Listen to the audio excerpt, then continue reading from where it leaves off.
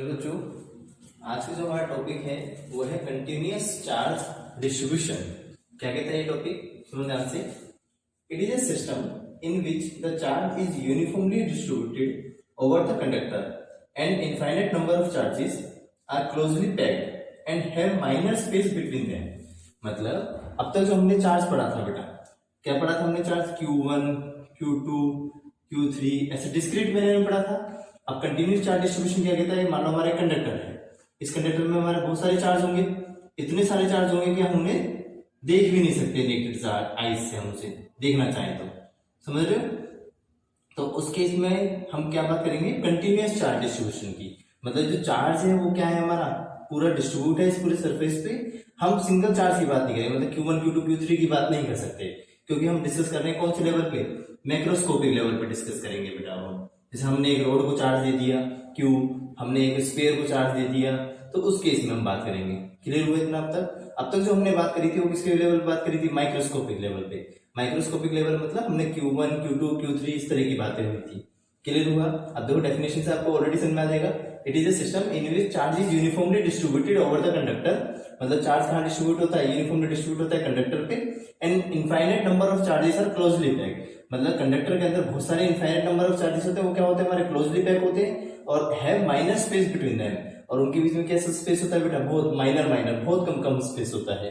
समझ गए इतना आप लोग? गुड। अब ये हमारा कंटिन्यूस चार्ज डिस्ट्रीब्यूशन 3 टाइप का होता है। कितने टाइप का होता है कंटिन्यूस चार्ज डिस्ट्रीब्यूशन? 3 टाइप का। कौन कौन सा? सुनो ध्यान से इधर।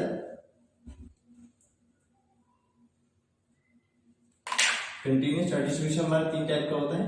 पहला होता है हमारा linear charge density. Linear charge density क्या है हमारी? समझो ध्यान से इधर। इसे लैम्डा से नोट करते हैं। इसे नोट करते हैं लैम्डा से, और इक्वल टू किसके बराबर होता है ये? Charge per unit length. समझे? किसके बराबर होता है ये? लैम्डा से नोट करते हैं। और किसके बराबर होता है? चार्ज पर यूनिट लेंथ, मतलब Q/L, कोई भी हमारी लेंथ है। अब किस शेप के लिए होगा? मान लो कि हमारी 1D शेप है। मान लो हमने मान लिया कि हमारी कोई एक रोड है पॉजिटिव चार्ज, उसमें हमारा पॉजिटिव चार्ज है हमारा Q, उसकी लेंथ है हमारी L। तो इसकी क्या आएगी? Surface charge density, sorry linear charge density क्या आएगी बेटा इसकी? बताओ। लैम्डा इक्वल टू कितनी आएगी? Q/L। मान लो मैं इसमें एक छोटा सा पार्ट ले लूं, इस छोटे से पार्ट में चार्ज कितना आ रहा होगा बताओ? dq। और डिस्टेंस कितनी होगी, लेंथ कितनी होगी छोटे पार्ट की? dx मान लिया। तो आपको पता है density through out the body क्या चलती है? सेम चलती है, चाहे छोटे पार्ट की लो चाहे बड़े पार्ट की लो। तो लैम्डा इक्वल टू Q/L और इक्वल टू किसके बराबर भी आएगा? ये dq/dx। तो यदि आपको यहाँ से dq निकालना है तो dq कितना आ जाएगा बेटा हमारे यहाँ से? बताओ, क्रॉस करो। q dx over l। यदि मैं इसका इंटीग्रेशन कर दूं तो हमारा क्या निकल के आ जाएगा? पूरी रोड पे कितना चार्ज है। समझ गए? क्लियर हुआ? यहाँ पे आपको लिमिट लगानी पड़ेगी। अब बताओ इसकी एसआई यूनिट क्या होगी? लैम्डा की, मतलब लीनियर चार्ज डेंसिटी की एसआई यूनिट बताओ। एसआई यूनिट क्या आएगी? चार्ज की क्या होती है? कूलाम, और लेंथ की क्या होगी? मीटर, मतलब एसआई यूनिट आ गई कूलाम पर मीटर या कूलाम मीटर इनवर्स। क्लियर हुआ? नाउ सेकंड वन होता है जो हमारा, दूसरा वाला जो होता है हमारा, वो कौन सा होता है बेटा हमारा? Surface charge density. जो दूसरे नंबर पे आती है वो कौन सी है बेटा हमारी? सरफेस चार्ज डेंसिटी, जिसको हम डिनोट किससे करते हैं? सारे इधर देखो, दूसरा होता है हमारा सरफेस चार्ज डेंसिटी से हम डिनोट करते हैं सिग्मा से। किसे नोट करते हैं बेटा हम इसे? सिग्मा से। और which is equal to charge per unit area. समझ गए? किसके बराबर होगा? Charge per unit area. Clear हुआ ना? जैसे हमारा एक स्फीयर है, समझ गए? स्फीयर को आपने चार्ज दिया Q, उसके एरिया मान लिया बेटा आपने, एरिया ले लिया A, तो कितना है सरफेस चार्ज डेंसिटी? बता, Q/A। समझ गए? यदि आपने स्फीयर में से आपने एक छोटा पार्ट लिया स्फीयर का, तो बताओ छोटे चार्ज के लिए क्या हो जाएगा? dq। एरिया कितना हो जाएगा छोटे पार्ट का? dA। तो हम क्या और बोल सकते हैं? dq/dA। छोटा एरिया छोटा चार्ज, क्रॉस करो तो dq किसके बराबर आ जाएगा बताओ? Q/dA। समझे? Q/dA। अब इसे क्या कर देंगे बेटा हम? इंटीग्रेशन कर देंगे। तो इंटीग्रेशन करने के बाद क्या निकल जाएगा हमारा? Total charge. क्लियर हुआ? मतलब स्फीयर पे पूरा चार्ज कितना था। ऐसा यूनिट बताओ कितनी होगी इसकी? ऐसा यूनिट चार्ज की क्या होती है बेटा हमारी? कूलाम। एरिया क्या होती है मीटर स्क्वायर, जैसे यूनिट क्या है बेटा बताओ, coulomb per metre square. Clear हुआ? जैसे एग्जांपल देखो आप लोग, इसी की बात करें, मान लो स्फीयर था, स्फीयर को आपने पॉजिटिव चार्ज दिया, इसकी रेडियस बेटा आपने r मान ली, चार्ज क्यू दिया, तो कितनी है सरफेस चार्ज डेंसिटी बताओ, चार्ज अपॉन एरिया। और स्फीयर का एरिया जानते हो क्या होता है, area of sphere 4 pi r square. समझ गए? स्फीयर का एरिया कितना होता है 4 पाई r स्क्वायर। गुड। अब एक चीज और सीखनी है बेटा आपको इसमें, देखो ध्यान से, बस आपको ये बात ध्यान रखना है कि सरफेस चार्ज डेंसिटी कब निकलेगी, लीनियर चार्ज डेंसिटी कब निकलेगी और वॉल्यूम चार्ज डेंसिटी कब निकलेगी। जनरली बोर्ड इसके ऊपर एक आध क्वेश्चन पूछ लेता है न्यूमेरिकल टाइप का, अभी हम डिस्कस करेंगे थोड़ी देर में। देखो मान लो हमारा एक यूनिफॉर्म स्फीयर है, कंडक्टिंग यूनिफॉर्म स्फीयर, आपने इसको चार्ज दिया Q, तो आपको पता होना चाहिए चार्ज कहाँ डिस्ट्रीब्यूट होगा, हमेशा कंडक्टर के कहां पे डिस्ट्रीब्यूट होता है हमेशा चार्ज, उसके सरफेस पे। यदि यूनिफॉर्म स्फीयर था तो यूनिफॉर्म स्फीयर के केस में वो चार्ज कैसे डिस्ट्रीब्यूट हुआ, सरफेस पे इक्वली डिस्ट्रीब्यूट हुआ। और बाई चांस हमारा नॉन यूनिफॉर्म स्फीयर होता, नॉन यूनिफॉर्म स्फीयर मतलब कहीं पे रेडियस ज्यादा है, कहीं पे रेडियस क्या है इसकी कम है, तो एक बात ध्यान रखना कि जो सरफेस चार्ज डेंसिटी है वो हमारी इनवर्सली प्रोपोर्शनल होती है किसके बेटा, रेडियस ऑफ कर्वेचर के। समझ गए? जहां पे रेडियस ऑफ कर्वेचर ज्यादा है वहां पे सरफेस चार्ज डेंसिटी क्या आएगी कम, और जहां पे सरफेस चार्ज डेंसिटी कम है वहां रेडियस ऑफ कर्वेचर क्या आएगी ज्यादा। मतलब यहाँ पे आप देखो, यहाँ पे रेडियस क्या है इसकी, रेडियस कम है, और यहाँ पे रेडियस क्या है बेटा इसकी ज्यादा है, तो यहाँ पे चार्ज का जो एक्युमुलेशन है वो क्या होगा हमारा ज्यादा होगा as comparison to this place. यहाँ पे चार्ज का एक्युमुलेशन क्या होगा थोड़ा सा कम होगा। समझ गए? ये किससे सीखा है सारा कुछ हमने बेटा, सरफेस चार्ज डेंसिटी से। Good point, good. Now third one जो हमारा है, तीसरा वाला जो हमारा है वो है हमारा वॉल्यूम चार्ज डेंसिटी। समझे हमसे? तीसरा क्या है हमारा बेटा, volume charge density. Volume charge density को हम रो से नोट करते हैं, which is equal to charge per unit volume. समझ गए? सरफेस वॉल्यूम चार्ज डेंसिटी किससे नोट करते हैं, रो से। क्या है बेटा हमारा ये रो, और इक्वल टू किसके बराबर होता है, चार्ज पर यूनिट वॉल्यूम। जैसे हमने एक क्यूब लिया, समझो हमने क्या लिया बेटा, एक क्यूब लिया, इस क्यूब में क्या करा बेटा हमने,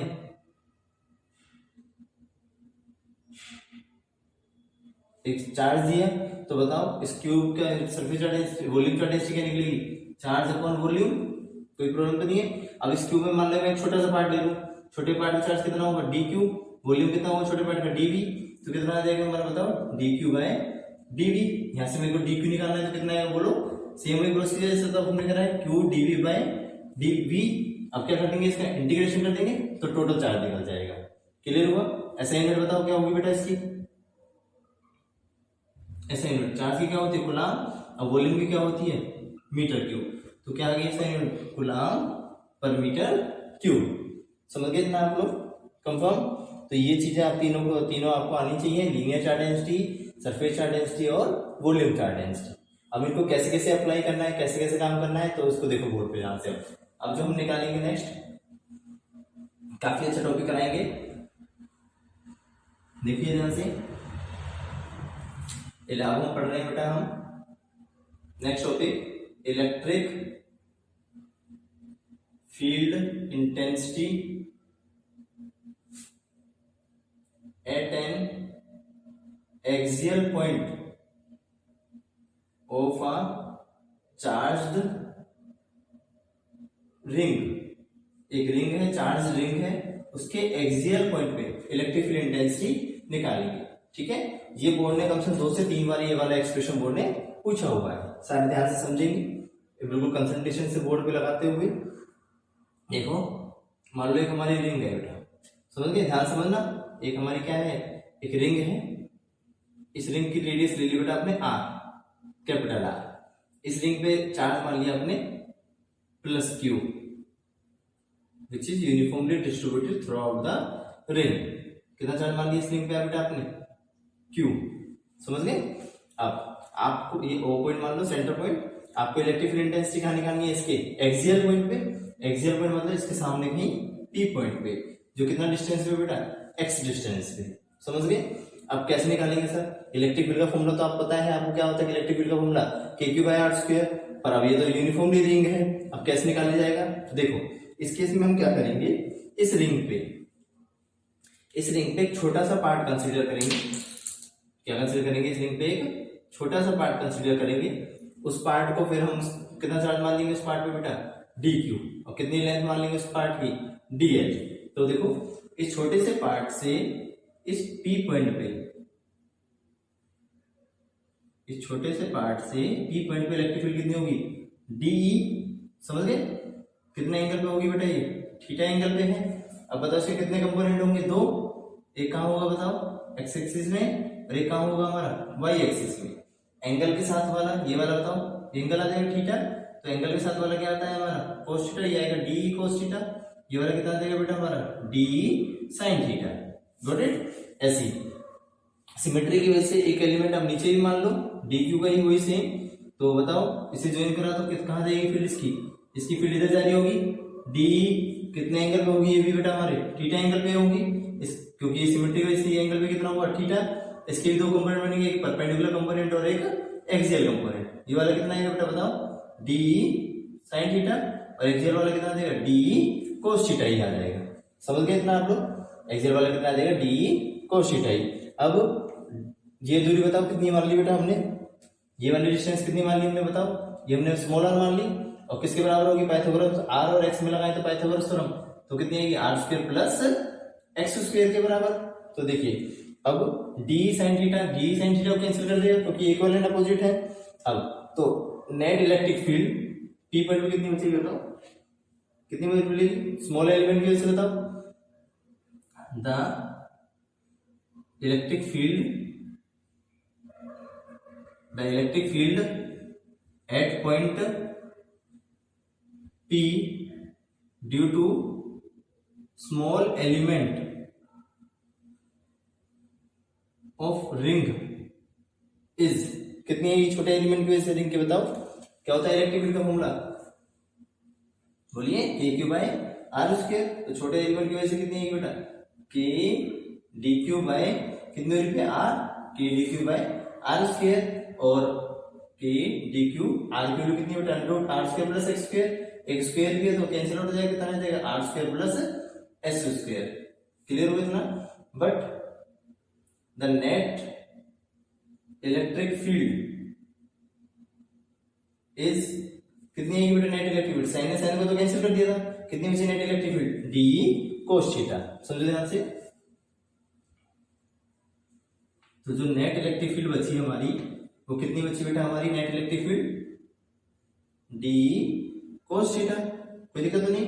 अब पूरे पे क्या कर देंगे हम, इंटीग्रेशन कर देंगे।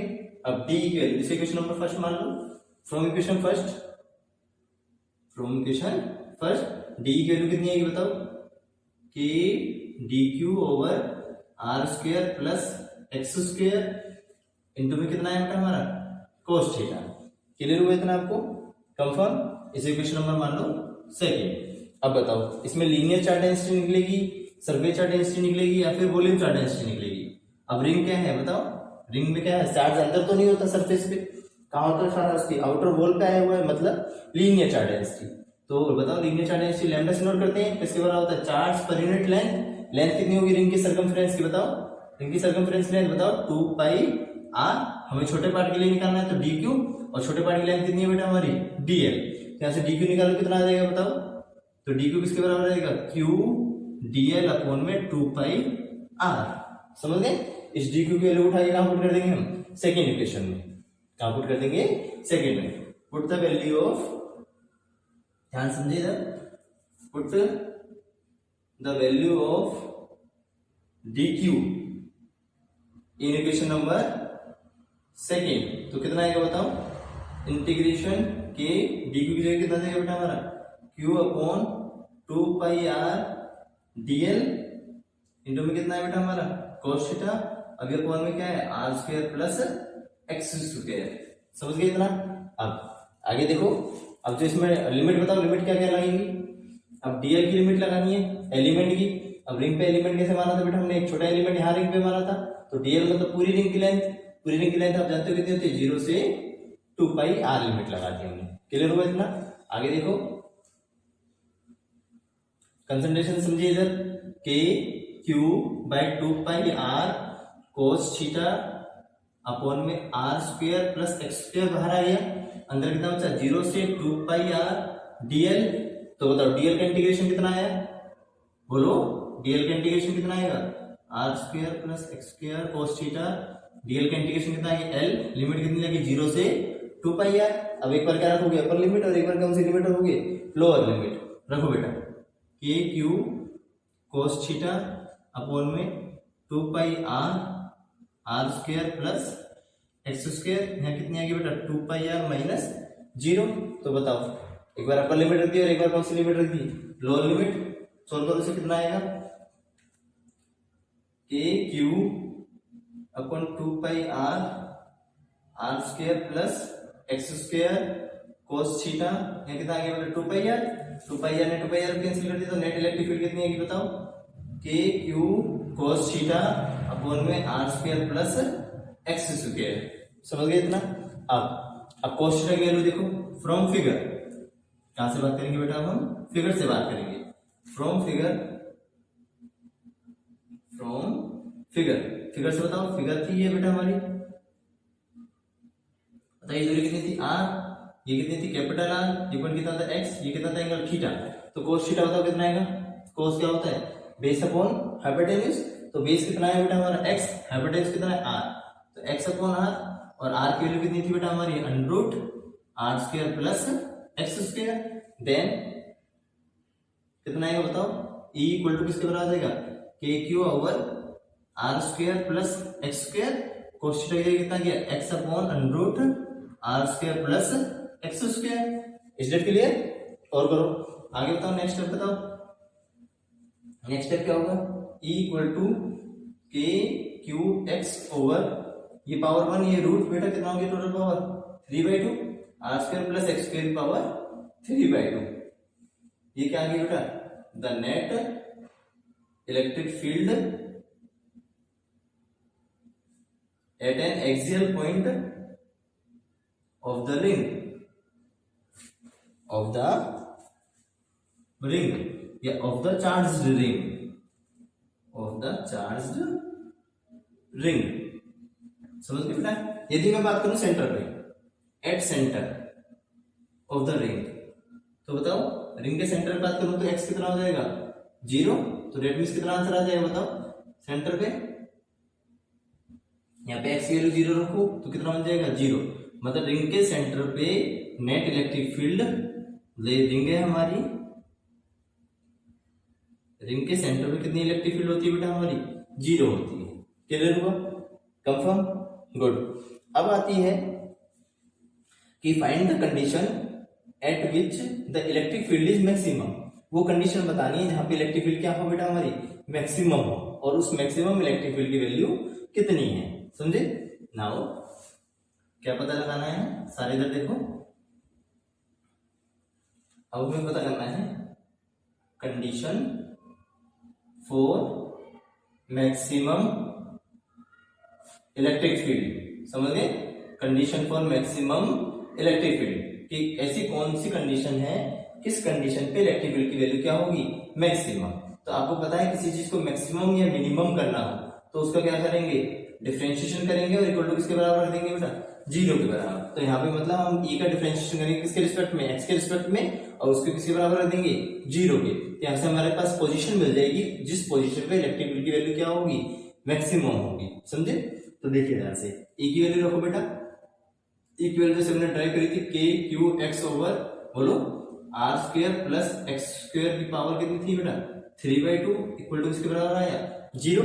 तो करो एक्स के रिस्पेक्ट में डिफरेंशिएशन, तो यहाँ पे u अपन v का फॉर्मूला लग जाएगा, किसका फॉर्मूला लग जाएगा u अपन v का। तो बताओ क्या कहता है u अपन v, नीचे वाली डिनोमिनेटर वाली टर्म का स्क्वायर, डिनोमिनेटर वाली टर्म का स्क्वायर, फिर ये term as it is denominator वाली r square plus x square power 3/2, differentiation of upper term k Q x x के रिस्पेक्ट में करते तो 1 हो जाएगा, तो मतलब खाली क्या बचा के क्यू माइनस, अब ऊपर वाली टर्म एज इट इज के Q x, differentiation of denominator term. तो बताओ पावर कहां जाती है बेटा हमारी आगे 3/2 आगे आ गई, R square plus x square, 3/2 में से 1 माइनस करेंगे तो कितना बचा बेटा हमारा 1/2 डॉट कितना और बचेगा आर स्क्वायर का कितना है 0, एक्स स्क्वायर का करेंगे तो कितना आ जाएगा बेटा 2x, और इक्वल टू किसके बराबर है हमारा ये 0 के बराबर।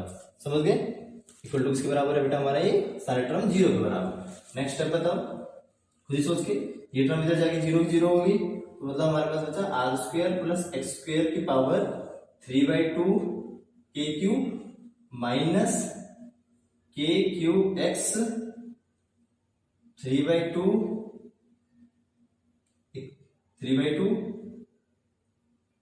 Are square plus x square की पावर हाफ डॉट में कितना है बेटा हमारा 2x, और इक्वल टू किसके बराबर है हमारा 0। अब इस टर्म को उधर लेके जाओ तो कितना आएगा बताओ, R square plus x square की power 3/2 K Q equal to, देखो 3 एक्स के एक्स से मल्टीप्लाई करें कितना होगा बेटा एक्स स्क्वायर, 2 से 2 कैंसिल आउट हो गया हमारा, 3 X square R square plus x square की पावर हाफ। नेक्स्ट स्टेप बताओ क्या होगा, तो सोचो बोलो बेटा जल्दी से, नेक्स्ट स्टेप क्या होगा, के क्यू से के क्यू कैंसिल आउट हो गया, अब 3/2 पावर है वो पावर 1/2 है, तो इसको कैसे लिख सकते हैं R square plus x square की पावर 1/2, ब्रेक कर दिया बेटा मैंने से, इक्वल टू कितना है 3x square R square plus x square की पावर हाफ, एक हाफ से एक हाफ पावर कट गई बेटा हमारी, कितनी बची R square plus x square equal to 3x square, तो आर स्क्वायर किसके बराबर आ गया 3x square minus X square, तो आर स्क्वायर किसके बराबर आ गया बताओ 2x स्क्वायर के, तो एक्स स्क्वायर किसके बराबर आ गया आर स्क्वायर बाय 2, स्क्वायर हटाओ क्या चल जाएगा रूट, तो एक्स इक्वल टू कितना आ गया प्लस माइनस आर बाय √2, मतलब इस पॉइंट पे इलेक्ट्रिक फील्ड की वैल्यू क्या होगी बेटा मैक्सिमम होगी। समझे, इस पॉइंट पे इलेक्ट्रिक फील्ड की वैल्यू क्या होगी हमारी मैक्सिमम। अब कितनी होगी तो उसे देखिए हम ध्यान से, इस पॉइंट पे इलेक्ट्रिक फील्ड की वैल्यू क्या होगी मैक्सिमम, तो इलेक्ट्रिक फील्ड कितनी होती है K Q X over R square plus x square की पावर कितनी है बेटा 3/2, तो at X equal to plus minus R by √2 पे इलेक्ट्रिक फील्ड क्या है मैक्सिमम है, तो कितनी आएगी मैक्सिमम इलेक्ट्रिक फील्ड, देखो सोल्व करो, क्या करो इसे सोल्व, तो मैक्सिमम इलेक्ट्रिक फील्ड कितनी आएगी बेटा बताओ, रखो के क्यू एक्स कितना आ गया बेटा आर बाय √2 अपॉन में कितना आएगा next R square plus R square, मतलब आर स्क्वायर बाय 2 पावर कितनी आएगी बेटा 3/2, सोल्व करो E max equal to K Q R by √2 R square plus R by square by 2 कितना है बेटा बोलो एलसीएम लो 3 आर स्क्वायर बाय 2 की पावर 3/2, समझे इतना। नेक्स्ट स्टेप आगे बताओ कितना है E maximum K Q R by √2 divided by बोलो कितना है बोलो क्यूब खोल लो 3 3 जा 9 9 3 जा 27 2 2 जा 4 4 2 जा 8, ठीक है कितना बच गया बेटा यहाँ पे पावर 1/2, ऐसी R2 से 2 कट गया कितना बच गया बेटा हमारा R3, क्लियर हुआ इतना। आगे बताओ नेक्स्ट स्टेप बोलो, मैथ्स से इसमें तो फिजिक्स तो है ही नहीं, सारे में क्या चल रही है मैथमेटिक्स चल रही है simple.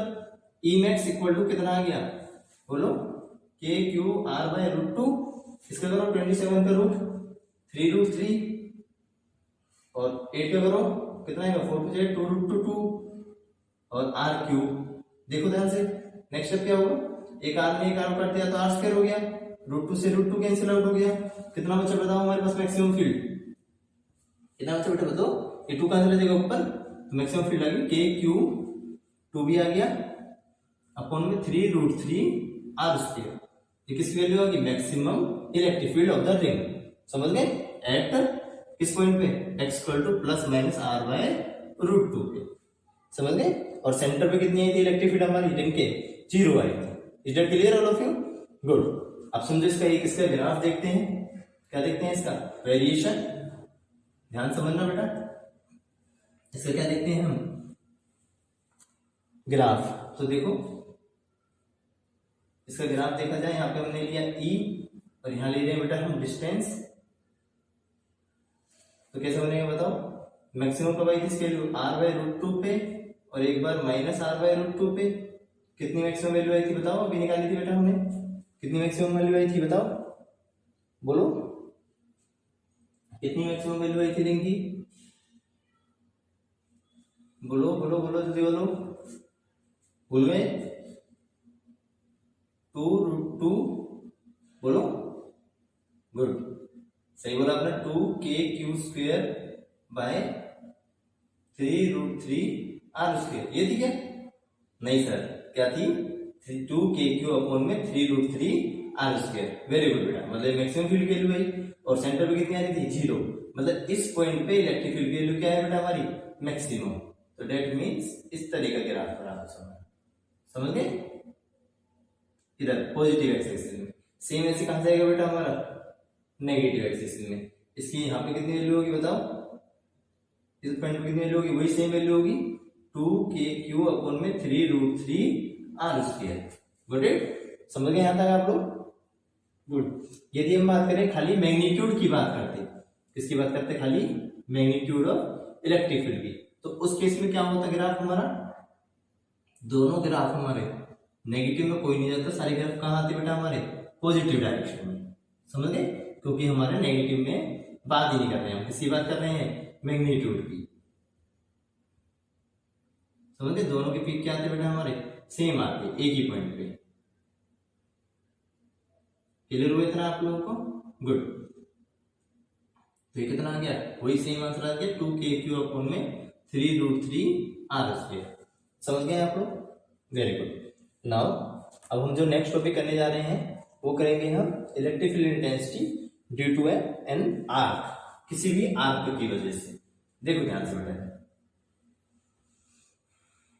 Electric field intensity due to any arc, किसी भी आर्क की वजह से इलेक्ट्रिक फील्ड कितनी होती है। तो देखो ध्यान से, electric field intensity due to any charged arc, किसी भी एक चार्ज आर्क की वजह से कितनी इलेक्ट्रिक फील्ड होती है। सारे समझे इधर? इसका ड्राइव नहीं कराऊंगा क्योंकि सिलेबस में नहीं है, आप फॉर्मूला देखिए सारे इधर। मान लो कोई भी हमारी आर्क है, समझ लें, इस पे चार्ज हमारा Q है, इन दोनों के बीच में एंगल मान लो हमारा बन रहा है थीटा, हमें यहाँ पे सेंटर पे इलेक्ट्रिक फील्ड बतानी है, तो कैसे निकालेंगे बताओ? सबसे पहले बात, पॉजिटिव चार्ज है तो इलेक्ट्रिक फील्ड कहाँ निकल रही होंगी बेटा हमारी?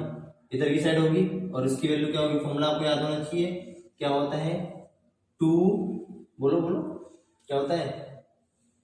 2k³/r²। क्या ये होता है? नहीं, क्या होता है बेटा? ध्यान से देखिए इधर, k λ/r sin θ/2। समझ गए? क्या होता है? 2k λ/r sin θ/2। समझ गए? किसकी वजह से बेटा? हमारे किसी भी आर्क की वजह से। और यहाँ लैम्डा क्या है बेटा? वही चार्ज अपॉन लेंथ। ठीक है? क्या है हमारा? Charge upon length. क्लियर हुआ? अब मान लो हमारी सेमी सर्कुलर रिंग होती, कैसी रिंग होती है हमारी? Semi circular ring. तो बताओ इसकी कितनी आती? खुद ही सोच के बताओ, इसमें थीटा कितना बन गया? बोलो, थीटा कितना बन गया इसमें? 180। तो कितना आ जाता है सेमी सर्कुलर रिंग के? 2k λ/r sin 180/2 sin 90, sin 90 value कितनी होगी? 1। तो इलेक्ट्रिक फील्ड की वैल्यू कितनी आएगी सेमी सर्कुलर रिंग में बेटा? कितनी आएगी बताओ? 2k λ/r। Is it clear? Confirm? अब इसमें और भी पूछ लेते हैं कई बार, ध्यान से देखिए इधर, समझना कि बाय चांस क्या हुआ कि हमें एक ऐसा सिस्टम दे दिया है, ठीक है, सेमी सर्कुलर रिंग दी है, पर सेमी सर्कुलर रिंग में आधी रिंग हमारी पॉजिटिव चार्ज है, आधी रिंग क्या है बेटा हमारी? Negative charge. और इस पे पूछ लिए सरफेस चार्ज, इस पे नेट इलेक्ट्रिक फील्ड कितनी होगी? तो आपको पता है पॉजिटिव की वजह से फील्ड कहां जा रही होती है? इधर E1 ले लो, नेगेटिव वजह से फील्ड कहां जा रही होती है? अंदर E2 ले लो बेटा। और दोनों की लैम्डा सेम है तो E1 किसके बराबर होगा? E2 के बराबर होगा। फिर दोनों क्या निकाल दोगे? यहाँ पे रिजल्टेंट क्या निकाल दोगे? रिजल्टेंट किसके बराबर? E1² plus E2²। और दोनों बीच में एंगल कितना बनेगा बेटा हमारा? 90। समझ गए आप लोग? कंफर्म? गुड। क्लियर? नाउ आज के लिए हमारा इतना ही था। अब हम नेक्स्ट लेक्चर में आगे बढ़ेंगे। नाउ थैंक यू बेटा।